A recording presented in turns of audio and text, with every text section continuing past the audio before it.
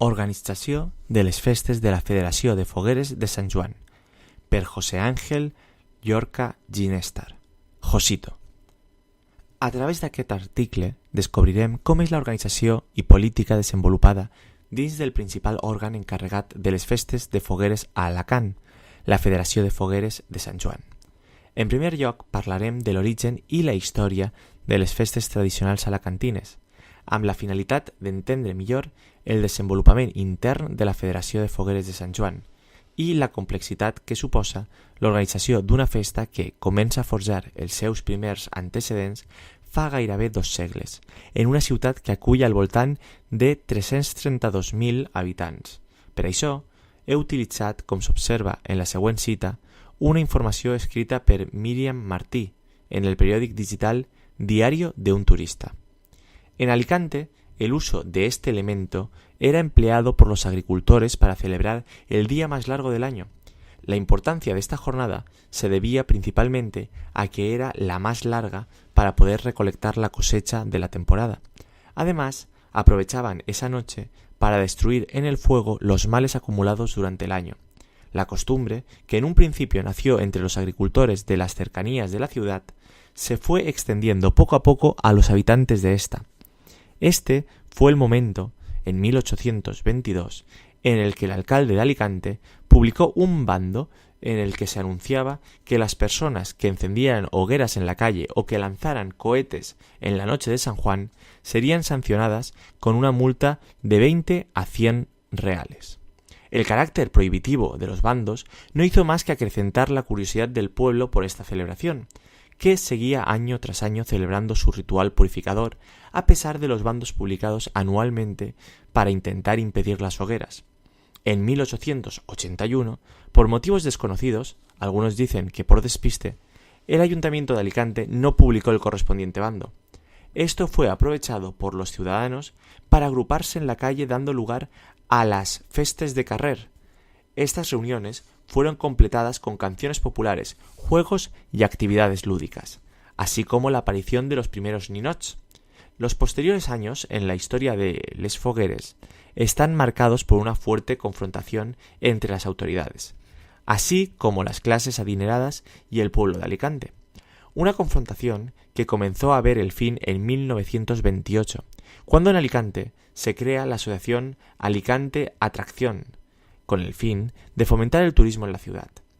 Es en este momento cuando José María Pi, impulsor de las actuales hogueras, declaró ante las autoridades que el carácter tradicional de las hogueras debería tener tanta importancia y aceptación como el de las fallas valencianas. Defendía que este tipo de fiestas podía traer al turismo a la ciudad y, por tanto, no había motivo para prohibirlas. Este mismo año se celebraron las primeras hogueras legales, y el éxito fue notable, ya que más de 100.000 personas presenciaron la crema de las mismas. A partir de ese año se instauró como fiesta local, y en 1932 surgió la figura de la belleza del fuego, la representante oficial de las fiestas que era elegida entre las bellezas de cada comisión. Con el paso de los años, se fueron añadiendo actos a estas fiestas, confeccionando poco a poco lo que a día de hoy se conoce como Fogueres de Sant Joan.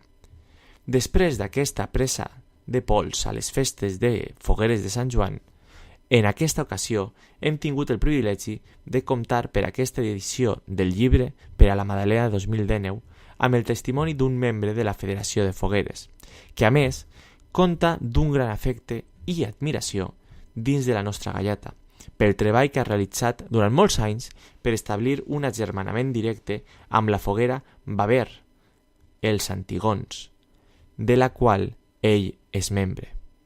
I també pel treball incansable que realitza per a fomentar les fogueres de Sant Joan a Alacant.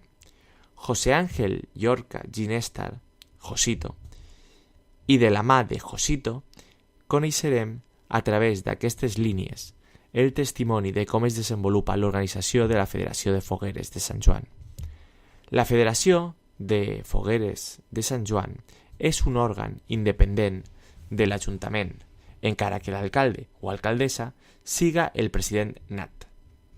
Un càrrec de cortesia més que de funcions. Cada 4 anys hi ha eleccions on es fan equips de fogueres entre els qui els agradaria formar part. Es presenta un cap de sèrie, el president, el qual tria el seu equip format per 32 persones, inclòs ell mateix, i que es distribueixen de la següent manera.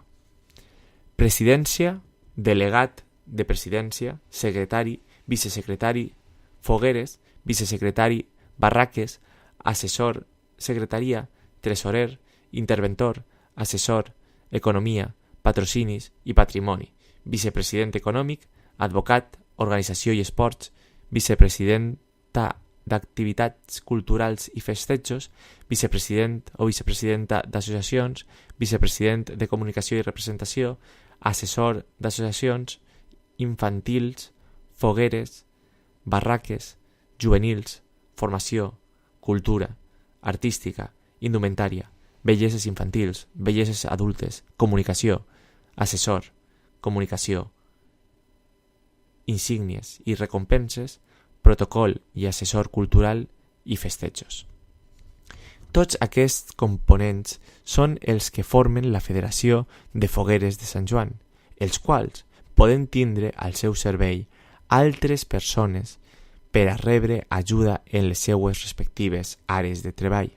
Per a triar la candidata guanyadora, cada associació de foguera té 2 vots i cada associació de barraca un vot.